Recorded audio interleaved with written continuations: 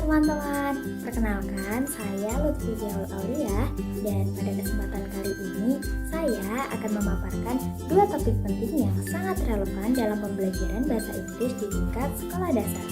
Topik yang pertama yang akan saya bahas adalah mengenai perkembangan kognitif dan pemerolehan bahasa kedua, dan yang kedua adalah tentang prinsip serta teori dalam mengajarkan 4 keterampilan berbahasa Inggris, yaitu menyimak, berbicara, membaca, dan menulis.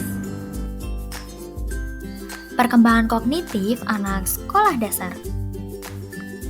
Perkembangan kognitif adalah proses perubahan dalam cara anak berpikir, memahami, dan memecahkan masalah seiring bertambahnya usia.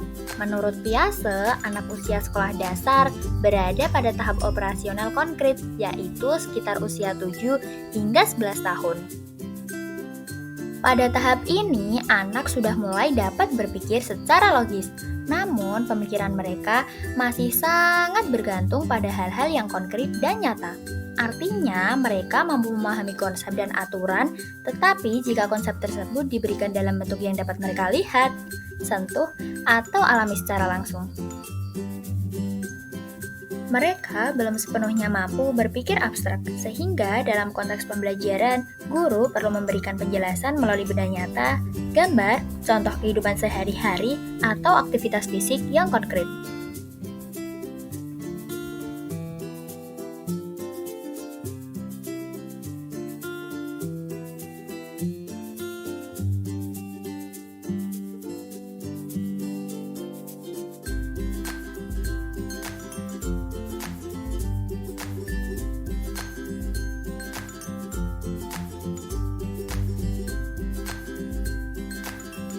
Selain itu, anak-anak di usia ini juga memiliki rasa ingin tahu yang sangat tinggi.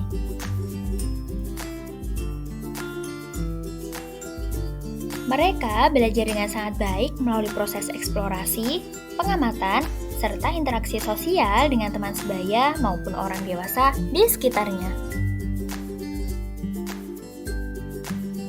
Beranjak dari pemahaman ini, kita masuk ke teori-teori pemerolehan bahasa kedua. Salah satu teori yang paling terkenal adalah teori dari Stephen Krashen, seorang ahli linguistik terkemuka.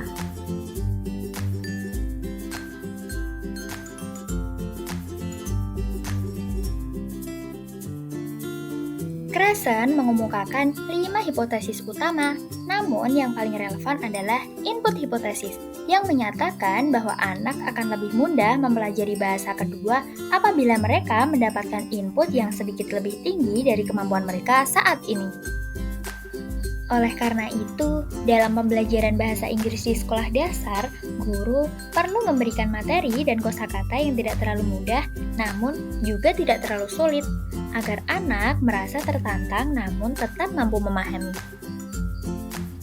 Selanjutnya, kita lihat pandangan dari Lev Vygotsky, seorang tokoh psikologi perkembangan yang mengemukakan teori zona perkembangan proksimal.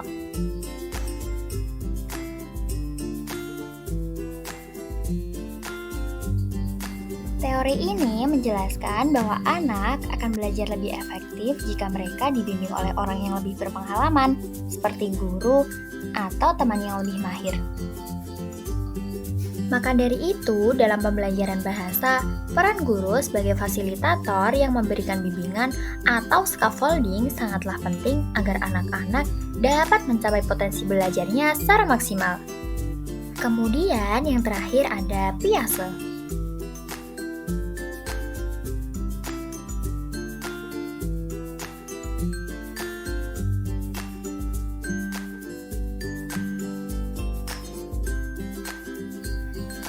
Beliau meyakini bahwa bahasa berkembang seiring dengan perkembangan kognitif.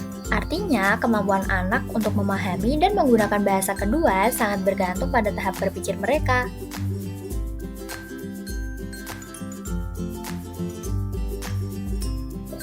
Maka, pembelajaran bahasa Inggris harus dirancang sesuai dengan kemampuan berpikir anak, seperti melalui aktivitas bermain, cerita, lagu, atau gambar, bukan hanya sekedar melalui hafalan semata.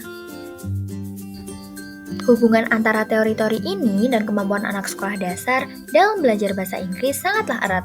dengan memahami bahwa anak berada dalam tahap operasional konkret dan memiliki potensi belajar yang sangat tinggi melalui interaksi sosial serta bimbingan. Maka guru harus menyusun pembelajaran yang menarik, kontekstual, dan penuh dukungan. Misalnya, menggunakan lagu untuk mengenalkan kosakata baru, permainan peran untuk melatih berbicara, serta gambar atau alat peraga dalam menjelaskan makna kata. Beranjak ke topik yang kedua, kita akan membahas prinsip dan teori dalam mengajarkan 4 keterampilan utama dalam bahasa Inggris. Pertama, listening. Kedua, speaking. Ketiga, reading. Dan yang keempat, writing. Prinsip utama dalam mengajarkan listening kepada anak-anak adalah melalui kegiatan yang menyenangkan dan kontekstual. Anak akan lebih memahami isi pesan jika mereka mendengar bahasa dalam konteks yang jelas dan dengan pengucapan yang sederhana. Contoh aktivitas yang dapat dilakukan adalah mendengarkan lagu anak-anak berbahasa Inggris, seperti lagu Head, Shoulders, Knees, and Toes.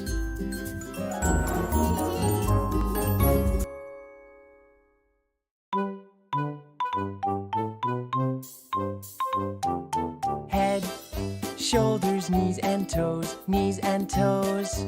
Head, shoulders, knees and toes, knees and toes. And eyes and ears and mouth and nose.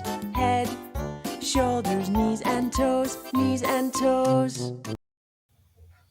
Media yang digunakan bisa berupa proyektor, speaker, dan video animasi. Alasan pemilihannya adalah karena lagu membantu anak-anak menyerap kosakata dan struktur kalimat melalui irama dan pengulangan yang sangat efektif untuk daya ingat anak-anak. Prinsip utama pengajaran speaking adalah menciptakan lingkungan yang mendukung dan mendorong anak untuk berani berbicara tanpa takut melakukan kesalahan. Contoh kegiatan yang bisa dilakukan adalah bermain bola. Media yang bisa digunakan berupa atribut sederhana seperti bola atau benda main lainnya.